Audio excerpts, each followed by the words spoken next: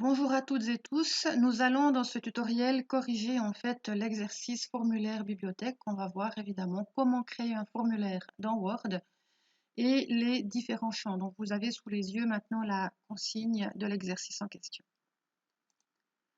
Attention, lorsqu'on crée un formulaire, ce qu'il est important de savoir, c'est qu'il faut évidemment un titre et une introduction. Donc ça, c'est la première chose à mettre dans chaque formulaire, bien entendu.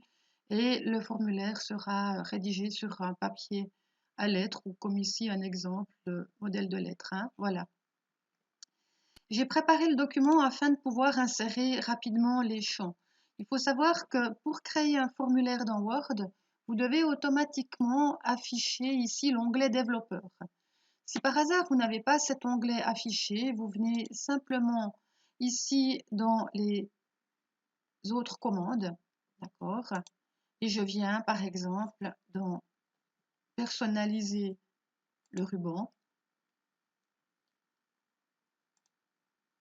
s'il veut bien venir, voilà.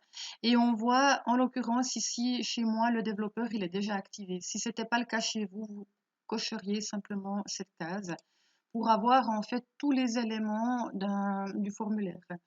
Nous, on va se baser principalement sur les formulaires de champs hérités.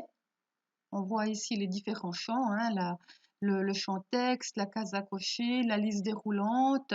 On peut aussi également insérer un cadre, afficher le champ ou non et également réinitialiser les champs de formulaire. Et on va voir un autre champ dans cette zone qui sera uniquement celui-ci dans cet exercice, la case à cocher à choix unique. Il faut savoir que la case à cocher à choix unique, elle permet à la personne de choisir une seule chose. Par exemple, si on devait choisir la couleur d'une voiture et qu'il y avait par exemple 3 options, rouge, bleu et vert, la personne devrait se limiter à un seul choix, d'accord?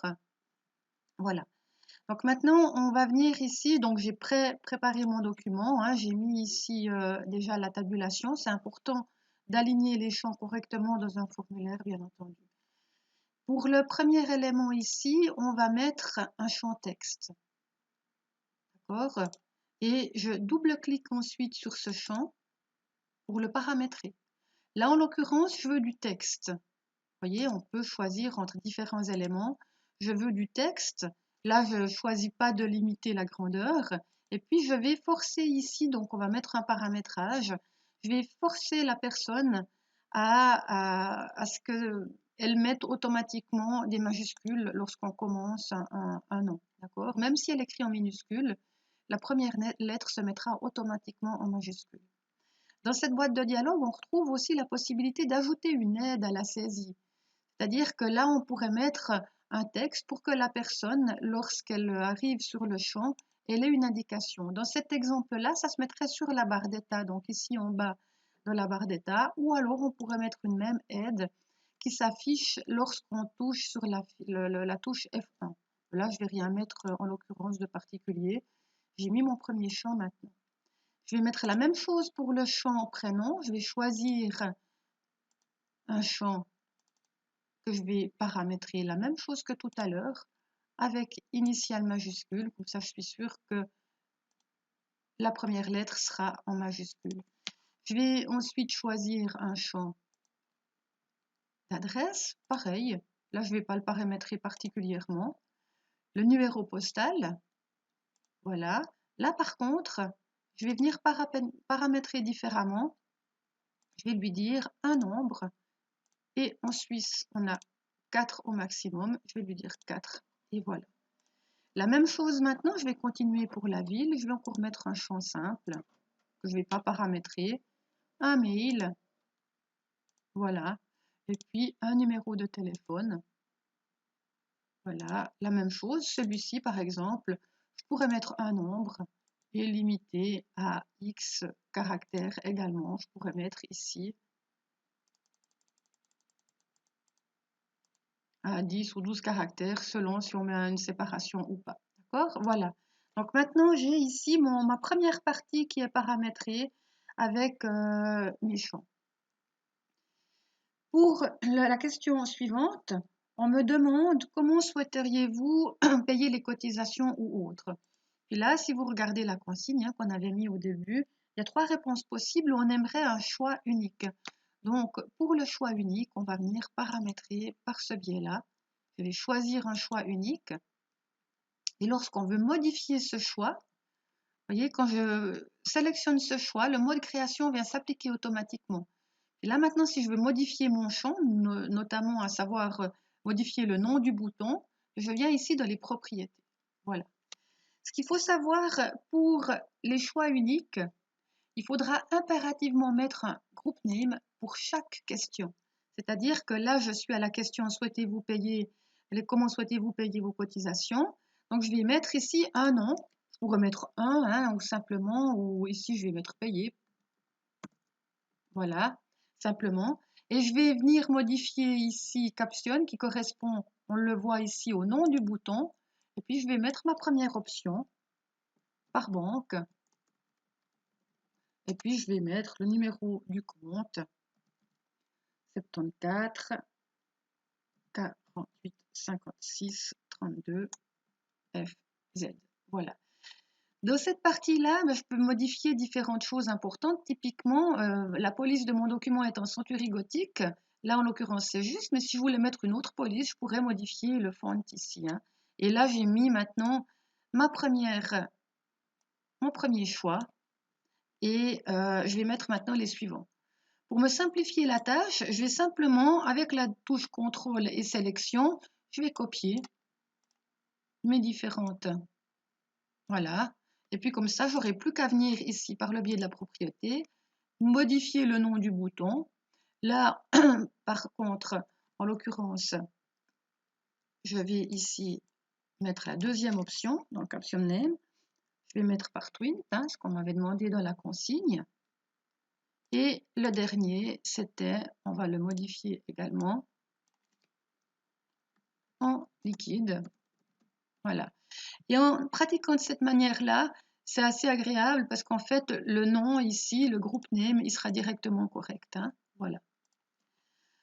On doit mettre maintenant ici, seriez-vous intéressé par un distributeur de livres? Là, on demande dans cet exercice également un choix unique, oui ou non. Donc, la même chose que tout à l'heure, je vais venir ici choisir encore le bouton un choix unique. Voilà. Par le biais des propriétés, je vais modifier. Je vais mettre mon groupe name choix, par exemple, ou bien livre ici, simplement. Voilà. Le nom de mon bouton que je vais modifier. Je vais ici mettre oui. Et je peux maintenant, comme tout à l'heure, je peux un petit peu réduire ma zone. Contrôle et je glisse pour recopier en fait mon bouton. Et j'ai plus qu'à venir maintenant dans cette deuxième propriété pour dire non. Voilà, je referme. Si on souhaite aligner et bouger les champs exactement, on peut ici avec le bouton droit de la souris, on peut encore éditer les boutons pour agrandir, etc. Et puis déplacer peut-être un petit peu, voyez. Donc ça c'est important de savoir qu'on peut aligner exactement. Donc comment est-ce que j'ai fait ça? Le bouton droit de la souris. Et puis on peut ici éditer les boutons pour pouvoir en modifier la grandeur ou encore les déplacer. Voilà, donc ça c'est ces deux exemples. Maintenant, on me demande, pour la question suivante, on me demande, êtes-vous satisfait des heures d'ouverture? Puis là, on me demande simplement de mettre une case à cocher, oui ou non. Donc là, je viens choisir à nouveau dans les formulaires hérités, une case à cocher.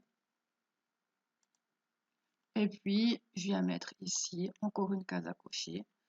Pour évidemment comprendre le texte, je vais y mettre oui et non. D'accord? Voilà. Question suivante maintenant. Quelle serait pour vous la manière la plus pratique pour retourner vos livres? Dans cet exemple, maintenant, on me demande de mettre une liste déroulante. Donc, je viens ici choisir la liste déroulante. Je double-clique et je viens mettre les éléments de ma liste déroulante directement à la bibliothèque pour le premier.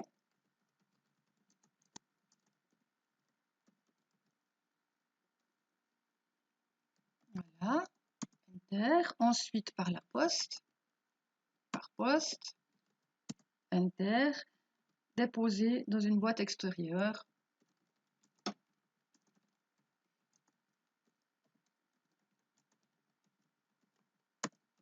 Voilà, OK. Puis après, je pourrais déplacer, modifier, hein. Voilà, déplacer les éléments si je souhaitais, puis je lui dis OK. Voilà pour les éléments principaux de ce formulaire. Maintenant, on a une partie suggestion. Et dans cette partie-là, on nous demande à ce qu'elle ne soit pas protégée, c'est-à-dire que la personne puisse écrire librement. Parce qu'il faut savoir qu'un formulaire, on va toujours le protéger. Pour quelle raison? Pour que la personne puisse venir uniquement écrire dans les zones de formulaire et pas dans le reste du texte. Donc ici, on va faire une petite chose, on va venir mettre ce qu'on appelle un saut de section. Donc je vais venir ici dans l'onglet mise en page, je vais venir après le mot suggestion, puis dans l'élément ici mise en page, l'onglet mise en page, dans saut, je vais lui dire saut de section continue. Pourquoi? Pour qu'il reste sur cette même page. Puis là vous voyez, hein, parce qu'au départ j'avais affiché ici mes caractères non imprimables. Voilà, ça c'est important dans ce genre de document qu'on voit bien ce qu'on fait. Donc là on voit mon saut de section.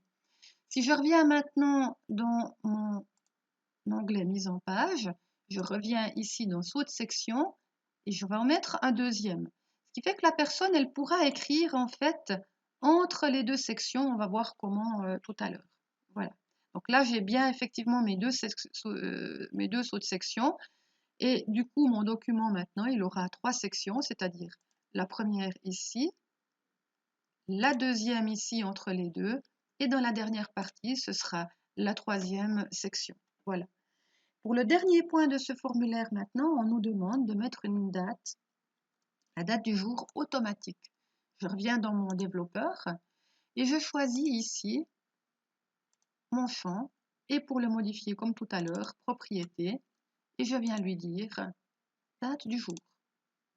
La date du jour, comme les autres champs, je pourrais la paramétrer avec le mois complet par exemple, hein, l'année, etc. Et je lui dis OK. Voilà, donc là maintenant j'ai lundi 12 mai. Si ce paramétrage ne me convient pas, double-clic, je modifie, par exemple. Voilà. Maintenant, pour que le formulaire soit actif, il faut obligatoirement le protéger. Donc c'est maintenant qu'on va le faire. Pour protéger un formulaire, on va venir ici choisir effectivement, d'accord, d'abord autoriser uniquement ce type de modification. On va choisir ici remplissage de formulaire, important. Et vous voyez ici la partie oui, activer la protection n'est pas active, elle est en grisé. Pour quelle raison? Parce qu'en fait, on ne peut pas protéger un formulaire sans avoir désactivé le mode création. Voilà. Donc maintenant, vous avez vu, il est actif. Je peux protéger. Attention, je ne mets pas de mot de passe hein, si on ne m'en demande pas. Pourquoi? Pour que la personne puisse corriger ensuite. Mais vous, quand vous en créerez un par la suite, vous pouvez bien entendu protéger par un mot de passe pour éviter que l'utilisateur fiche en l'air votre document. Voilà. Et maintenant, le tour est joué. Quand mon formulaire est protégé, je peux écrire ici. Je peux compléter. Hein, je vais juste en faire quelques-uns. Par banque, si je viens ici choisir autre chose, Twint, on voit, hein, c'est vraiment un choix unique, ça décoche les autres. Pareil pour le oui-non. Par contre, pour les cases à cocher simples, je pourrais bien entendu ici les cocher toutes les deux. Voilà, d'accord? Donc ici, on a la liste déroulante. Je peux choisir. Là, comme on me le demandait tout à l'heure, je peux écrire librement.